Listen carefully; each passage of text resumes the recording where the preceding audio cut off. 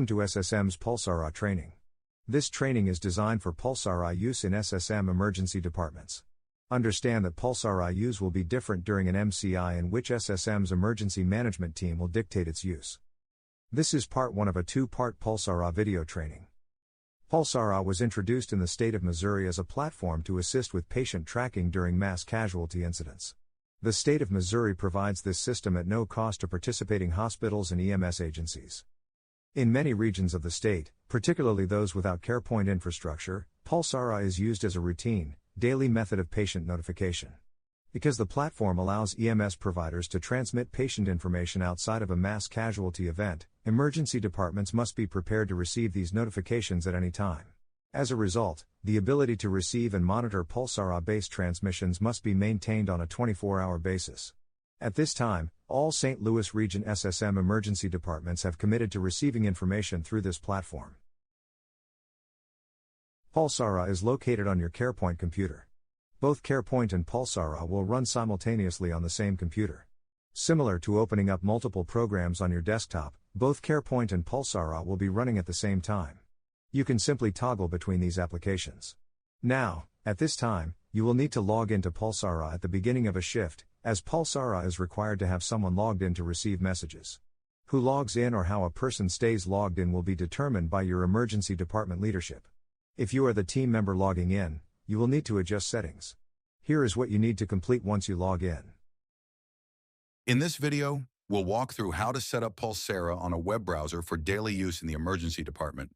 When using Pulsara in the emergency department, most users stay in Pulsara HQ view. This view lets you see all patient channels in one place. If you're managing an incident, you can switch to Incident View, which groups patient channels by incident for better organization. Next, check your call and alerting status by clicking the bell icon at the top of the screen. Make sure you are on call so you can be assigned to new patients. You can also enable audible alerts for new patient arrivals. For the best experience, we recommend using at least one smart device for audible alerts. But if you're relying only on your browser, check that your computer and speaker settings are set up correctly. Now let's adjust your display settings. Click the settings icon to choose whether to show or hide patient names and chief complaints. If you're displaying Pulsara HQ on a public screen, you may want to hide this information for privacy. Otherwise, most users choose to keep it visible for quick access. To focus on the most relevant patients, use the Filters menu. In the emergency department, the most common settings are checking inbound and on-site under the status filter, and EMS and ED patients under the method of arrival filter. With these settings, stopping a patient channel will automatically remove it from your list. In addition, most users in the ED will opt to display active patients from the last 12 hours to keep their patient list shorter. You can also sort patient channels to match your workflow. Most emergency department users sort by newest, so the latest patients appear at the top. Some prefer sorting by ETA to see incoming patients in order of arrival. Sorting preferences can be customized by role to best fit your needs. Some users in the emergency department also have the ability to edit their ED availability. This communicates to the Pulsara network the general availability or status of your emergency department. For example, when EMS is selecting their transport destination, they are able to see the color status and any provided comments that you want to communicate to them. For you to truly understand the Pulsara system, you need to know how the information is gathered in the field. Let's learn how EMS gathers data and then sends to the hospital. Pulsara patient information is entered into the Pulsara app, located on a smartphone device. The patient channel starts when an armband is placed on the patient, then the armband is scanned from the smartphone. Let's learn more about how this function is performed in the field. Let's walk through how to create a patient channel and notify the hospital. Just remember this simple phrase, scan, photo, voice to text. That's your quick workflow for building a pre-hospital report. If wristbands aren't used in your region, tap New. Otherwise, start by scanning the patient's wristband. Next, if you have access to the patient's driver's license, scanning it will automatically fill in their demographics. If not, no problem. Just enter the info manually or choose unknown. While not required, adding an estimated age and gender can be helpful.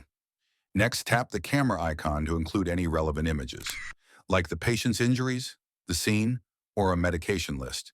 Need to add an ECG? Just tap Add, ECG, and then attach if your agency uses an integrated system. If not, you can just snap a photo of it. When you select the patient type, most will fall under general.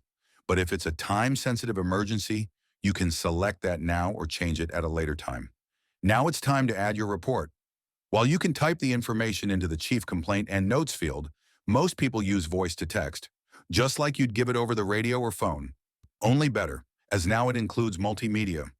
Include the chief complaint, history of present illness, key findings, vitals, and any interventions you've performed. No need to repeat details like age, gender, your unit, or ETA. Those are already captured automatically. Hold the mic close so voice to text works clearly, even in noisy environments. For stroke patients, you'll see a few extra fields specific to stroke care. And remember, you can always add more details later using the Add button. But try to keep it simple. Scan, photo, voice to text. Now you have two options. Tap Create to make the patient channel, saving everything you've entered without alerting a facility, or select the destination now and send them the alert immediately. Let's tap the Select Destination field and choose Grand View. The ETA is automatically calculated, but can be adjusted if needed, and tap Alert. That's it. Your report is complete, and the hospital's in the loop. And remember, you can edit or add information anytime. The majority of our emergency departments will have a smart device, enabling response remotely from the CarePoint station. This method is very interactive and may be a preferred method of receiving Pulsara information. Even when you use a smart device, such as an iPhone, all of the data exchanged will be tracked and can be shown on the report. Who carries the phone is determined by your emergency department leadership. Please note that this device will also receive CarePoint notifications, thus a single device for all EMS inbound patient information. Here is what receiving inbound patient information looks like on a smartphone. Let's review how to receive a pre-hospital notification, which replaces the traditional radio or phone call.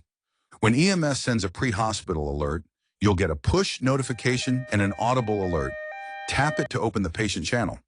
If you're on the ED team that receives inbound EMS notifications, opening the channel automatically acknowledges receipt to EMS. Scroll through the channel to review patient info. When there is multimedia attached, you will see them automatically as you scroll.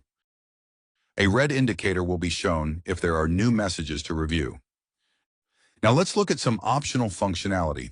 If your facility pre-assigns rooms, tap Edit on the patient card, enter the room number, and save. Everyone in the channel gets notified. To send a message to EMS, you'll tap the Messages icon. You can use voice to text, type it manually, or choose a template message created by your organization. You'll get an alert when they respond. Just tap it to view. To call EMS, just tap the phone icon next to the agency in the EMS card, which is often a recorded line, or tap the one next to the unit to reach their unit phone directly. Want to start a Pulsara call with video or recording? Tap the team icon, then hit the video icon next to the team member you want to connect with to start the session. No more chasing down phone or radio calls, listening to long reports, and jotting down notes. Just clear, efficient communication from start to finish. Every event that occurs in Pulsara is tracked. This information can both be quickly obtained in the Pulsara platform for clarity, along with a report being available for download or print. This PDF file can be uploaded into Epic's Images portion of the patient's main Epic Care report. Please note, data that is entered into Pulsara does not become a part of SSM's EMS data. The only place this information is stored is in the images location of the patient's Epic chart. This is important to understand as this patient's information will still need entered into the SSM EMS logbook. Now, let's learn how to access the Pulsara Patient Care Report.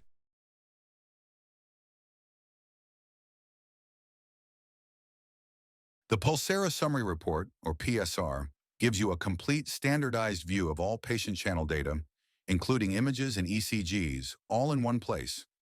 Many emergency departments print the PSR so that when EMS arrives, it's ready to go along with the hospital wristband and face sheet, if the patient was pre-registered. That way, everything is handed off to the bedside nurse seamlessly, helping streamline the transition of care. Accessing the PSR is simple. Just tap the ellipsis to open the patient details view, then select PSR. This opens the report in a new window. Need a hard copy? Tap the printer icon to bring up the print dialog, where you can print or save the report as a PDF. Some organizations also upload it to their EHR as a media file, or attach it to an alerting or messaging tool for quick reference.